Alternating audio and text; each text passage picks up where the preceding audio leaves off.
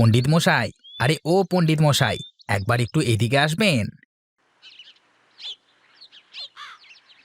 বলো নগেন, কি বলবে?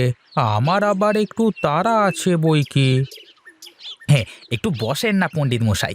এই সকাল করে এক কাপ গরম চা খেয়ে যান আমার হাতের। না গো না, আমার জন্য যে আমার ছাত্ররা সবাই বসে আছে, গিয়ে ওদের পড়াতে হবে তো। একটু বসেন না পণ্ডিত মশাই, একটা চা খেয়ে যান শুধু।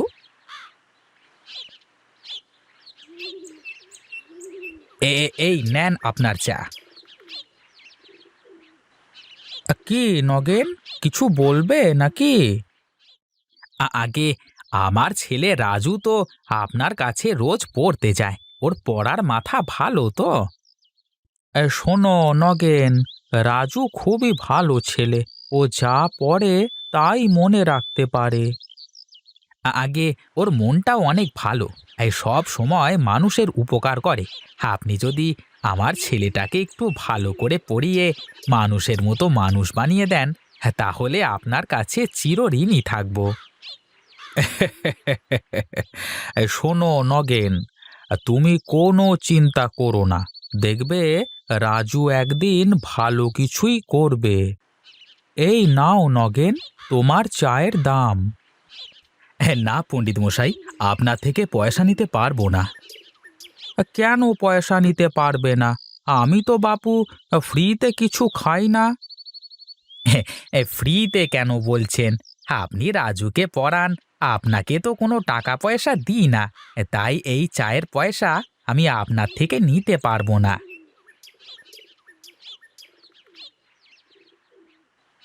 হ্যাঁ রাজু, আজ আমরা তাহলে কি পড়ব? গুরুজি, আজ আমরা আমাদের গ্রাম সম্পর্কে জানব। হ্যাঁ, তাহলে সবাই শোনো, তোমরা একদিন অনেক বড় হবে। কেউ ডাক্তার, কেউ ইঞ্জিনিয়ার, কেউ বড় স্কুলের স্যার হবে। কিন্তু সবাই মনে রাখবে, তোমাদের কিন্তু এই গ্রামের ঋণ শোধ করতে হবে। গুরুজি, গ্রামের প্রতি আবার কিসের ঋণ? মাতৃভূমির প্রতি যে সবারই ঋণ থাকে, তাই সেই ঋণ শোধ করবার জন্য তোমাদের এই গ্রামের উন্নয়নে কাজ করতে হবে। আমরা তো সবসময়ই আমাদের গ্রামের উন্নয়নে নানান ধরনের কাজ করে থাকি গুরুজি। হ্যাঁ, আর শিক্ষা নিয়ে যদি তা কাজে না লাগানো যায়, তাহলে ওই শিক্ষার কোনো মূল্য থাকে না। বুঝতে পেরেছি গুরুজি, আপনি আমাদের ফ্রিতে পড়ান, আমাদের মানুষের মতো করে মানুষ করতে চান। একদিন আমরা সবাই বড় হয়ে আমাদের গ্রামের জন্য অনেক কিছুই করতে চাই। এই গাঁয়ের মাটি, পানি, বাতাস আমাদের বাঁচিয়ে রেখেছে, তাই গাঁয়ের জন্য কিছু করতে পারলে আমাদের বেঁচে থাকা সার্থক হবে। তুমি ঠিক বলেছ রাজু, মনে রাখবে, স্বদেশের তরে নাহি যার মন, কে বলে মানুষ তারে পশু সেই জন। গুরুজি, একটু বুঝিয়ে বলবেন কথাটার মানে কি? এই যে দেখো, বৃক্ষরাজি তোমাকে ছায়া দেয়, বেঁচে থাকবার অক্সিজেন দেয়। এখন তুমি যদি এই গাছগুলোকে কেটে ফেলো, তাহলে কি তুমি বেঁচে থাকতে পারবে? তাই তো, অক্সিজেন না থাকলে তো আমরা এক মিনিটও বাঁচতে পারবো না।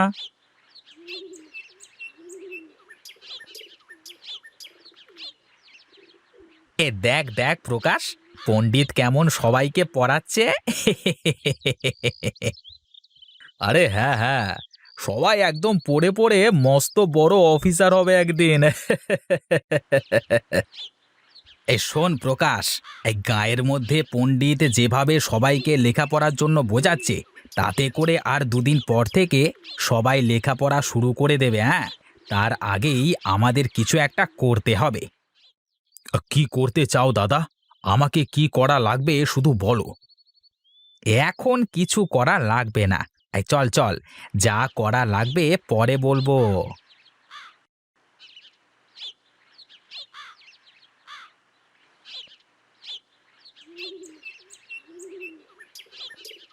কই রে নগেন, আমাদের 2 কাপ চা দে দেখি। তুমি যাই বলো দাদা, এই পণ্ডিত কিন্তু মনে হয় ভালো কাজই করছে বুঝলে। কি রে, হ্যাঁ? এ তো দেখি ঘরের শত্রু বিভীষণ রে। হ্যাঁ, না না দাদা, কি যে বলো। তুমি যা করবে আমি তোমার সাথেই আছি।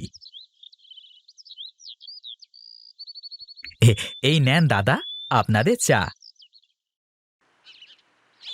তার নগেন, তোমার ছেলেও কি পণ্ডিতের কাছে পড়তে যায় নাকি? হ্যাঁ দাদা। কেন, কিছু হয়েছে নাকি?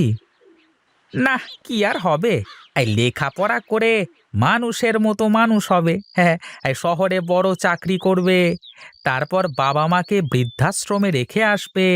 চারিদিকে তাকিয়ে দেখি এই সবই তো হয় এখন, হ্যাঁ, তাই না? হ্যাঁ, তুমি ঠিক বলেছো দাদা। এখন শহরের মানুষগুলো তো এসবই করে। আর আমাদের গাঁয়ের লোকজন যত কষ্টেই থাক, বাবা মাকে তো আর ফেলতে পারে না। তা অবশ্য ঠিক দাদা, কিন্তু সবাই কি আর একরকম হয়? তা তোমার ছেলেকে ডাক্তার না ইঞ্জিনিয়ার, তা কি বানাবে বলে ঠিক করেছো? হ্যাঁ, আমি গরিব মানুষ, আমার কি আর সাধ্য আছে? যত দূর পড়তে পারে পড়ুক, দেখি কি হয়। বাহ, এ খুব সুন্দর কথা।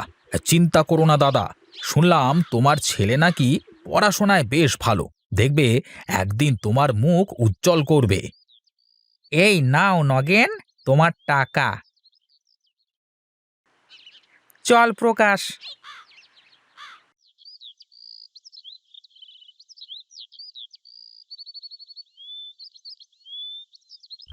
দেখ সজল, পুকুরটা কেমন শুকিয়ে গেছে। হ্যাঁ রে, চল তো গিয়ে দেখি পুকুরে মাছ আছে কিনা।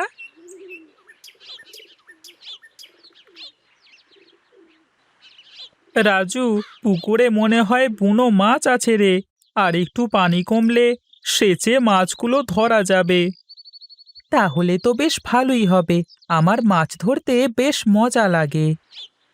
কিন্তু এত বড় পুকুরে তো দুজনে মিলে মাছ মারা যাবে না, অনেক লোক লাগবে।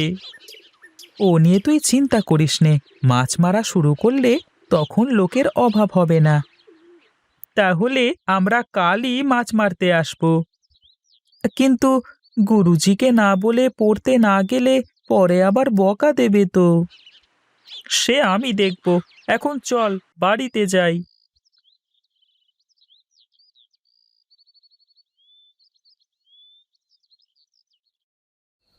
হ্যাঁ, বুঝলে গিন্নি, এখন থেকে রোজ রাজুকে ভালো ভালো খাবার দেবে, যাতে ওর বুদ্ধি বাড়ে। তার বলতে, আমি তো ওকে রোজ আমাদের হাঁস মুরগির ডিম, শাকসবজি আরো কত কি খাওয়াই। এসব খেলে কি বুদ্ধি বাড়ে নাকি? এসব খেলে তো শরীরের শক্তি বাড়ে। হ্যাঁ, হ্যাঁ, বুদ্ধিও বাড়ে রে বাবা। তোকে যে অনেক বড় হতে হবে, এই গাঁয়ের মানুষের জন্য কাজ করতে হবে। দেখো বাবা, আমি একদিন অনেক বড় হব, সবাই তোমাকে সম্মান করবে, আমাদের বড় বাড়ি হবে। বেঁচে থাক বাবা, তুই যে আমাদের 7 রাজার ধন, তোকে ঘিরেই যে আমাদের সব আশা ভরসা।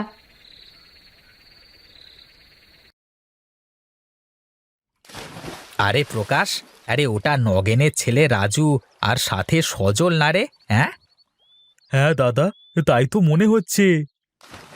চল চল দেখি, ওরা কি করে ওখানে দেখে আসি।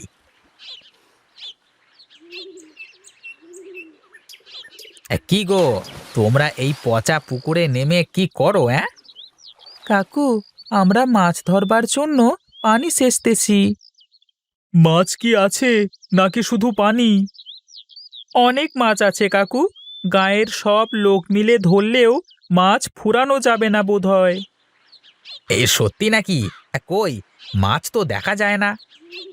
সব তো বুনো মাছ, কাদার মধ্যে লুকিয়ে আছে। পানি সেঁচা হয়ে গেলে কাদার ভিতর থেকে ধরতে হবে। দাদা, ওরা মনে হয় সত্যি বলছে বুঝলে। এই চলো চলো, আমরাও নেমে পড়ি। আরে না না, এই কাদার মধ্যে নেমে কি আর মাছ ধরা যায় নাকি? কি যে বলো দাদা, ছোটবেলায় কত ধরতাম। তুমি না গেলে যেও না, আমি যাব।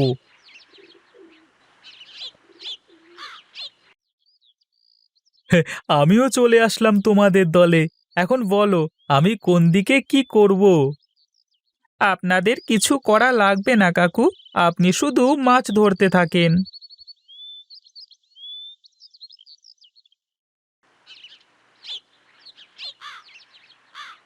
বাহ বাহ বাহ, কি সুন্দর দৃশ্য! সবাই কেমন সুন্দর করে মাছ ধরছে। সজল, দেখ দেখ, পণ্ডিত মশাই। কি হলো রাজু, দাঁড়িয়ে পড়লে কেন? ভালো করে মাছ ধরো। আসলে আসলে পণ্ডিত মশাই, আজ পড়তে যায়নি মাছ ধরবার জন্য। ঠিক আছে, সব সময় পড়াশোনা করতে হবে এরকম তো কথা নেই। তোমাদের দেখে তো আমারও মাছ ধরতে নামতে ইচ্ছে হচ্ছে। না না পণ্ডিত মশাই, আপনি কেন কাদায় নামবেন? আপনি ওপরে দাঁড়িয়ে থাকেন।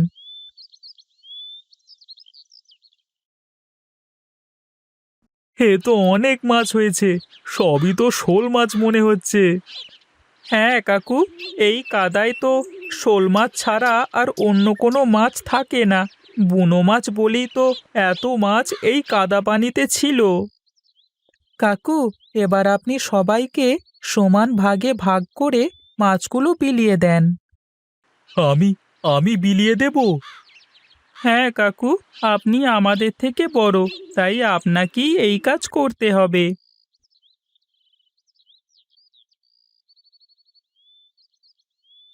সবাই তো চলে গেল, এখনো তো অনেক মাছ। এগুলো আমরা ভাগ করে বাড়িতে নিয়ে যাই, তারপর দেখা যাবে।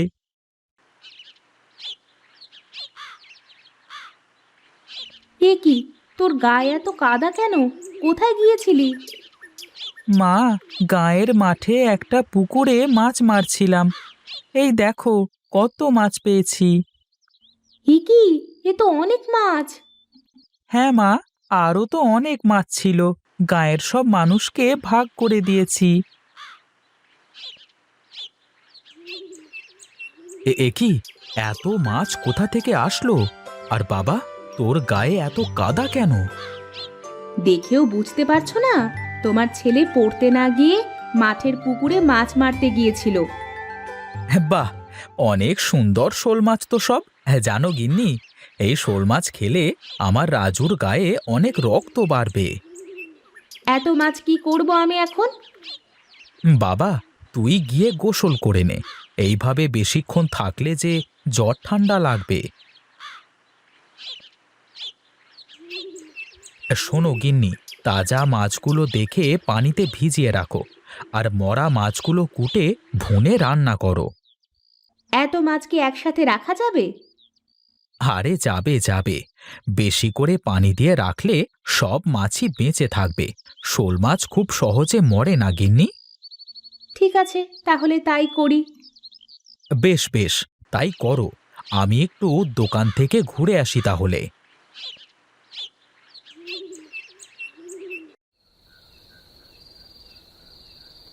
ও কি মা, তোমার হাতে? তোর জন্য মচমচে করে শোল মাছ ভেজে রেখেছি বাবা, খেয়ে দেখ, ভালোই লাগছে। মা, বাবাকেও দাও তাহলে।